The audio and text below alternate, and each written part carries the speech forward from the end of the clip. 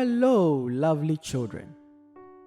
It's yet another great day to come to your homes with another episode on Godly Kid.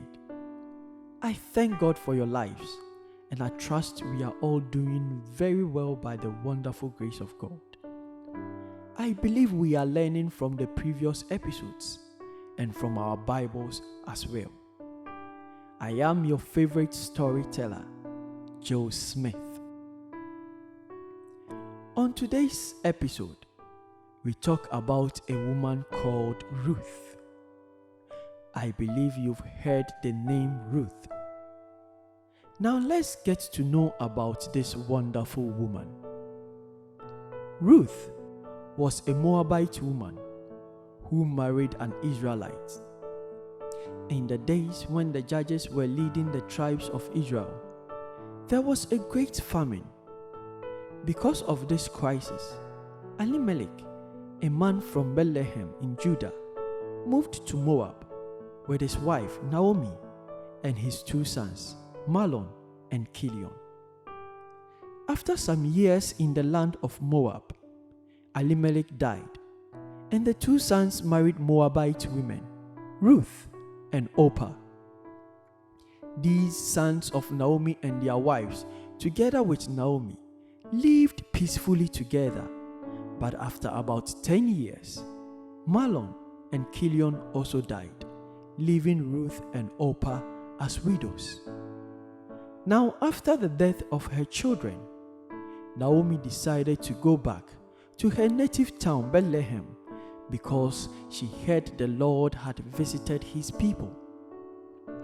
Ruth and Orpah, however, decided to follow her.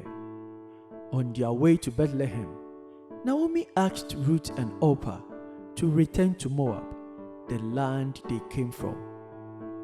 Orpah listened to Naomi's advice and returned to Moab. But Ruth followed Naomi to Bethlehem, saying, "Where you go, I will go. Where you stay, I will stay. Your people shall be my people, and your God shall be my God. Where you die, I will die, and there I will be buried." Such sweet and comforting words from Ruth to Naomi. So together they journeyed to Bethlehem. Life became very difficult for Ruth and Naomi when they got to Bethlehem. And so one day, Ruth decided to go out into the field and find some food. Since it was time for the barley harvest, Ruth decided to harvest the leftovers from a field, and so she ended up in the field of Boaz. When Boaz arrived at the field, he asked who the young woman was, and after knowing who Ruth was, he told her not to go to anyone else's field, but then she should remain there in his field. Boaz also told Ruth that if she was thirsty, she could always drink from the vessels of the reapers. This kept Ruth wondering why this man Boaz could be so kind towards her, and this was because Ruth had been loyal to Naomi, her mother-in-law. Children, this is to tell us that it pays to be loyal, and so we should always be loyal. Ruth remained in the field of Boaz throughout the harvest period, and Boaz was so good to her. Now one day, after the harvest had ended, Naomi advised Ruth to wash and anoint herself, to go to the threshing floor where Boaz was, and when Boaz had laid down to sleep, Ruth should uncover his feet and lie down there. Ruth did as Naomi had told her. At midnight, Boaz woke up, and Ruth asked him to redeem and protect her, and Boaz agreed to do so. In the morning, Boaz went and sat down by the gates of the town and had a talk with a relative. He told him that Naomi was selling Elimelech's land, and the man agreed to buy it. But Boaz also told him that with the land he would also acquire Ruth, in order to keep and protect the name of the dead in his inheritance through the marriage.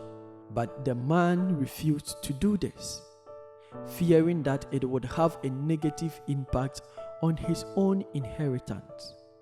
And so Boaz then bought the land and Ruth.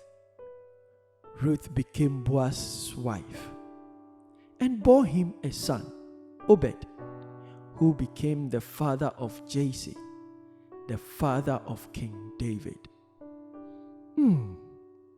Children, this brings us to the end of today's episode.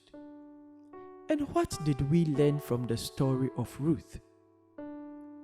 I believe we learned that we should be hardworking, because Boaz noticed Ruth because of her hard work. And again, we should be loyal always.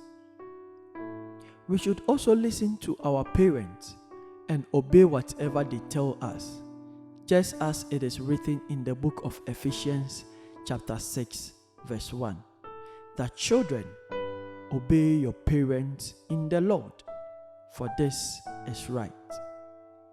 And so till we meet again on the next episode, remain blessed and take very good care of yourself. Remember to be a good child wherever you find yourself, at home, in church, at school, and everywhere. Don't forget to share this story and the lessons you've learned with your siblings and friends. See you in the next episode. Bye-bye.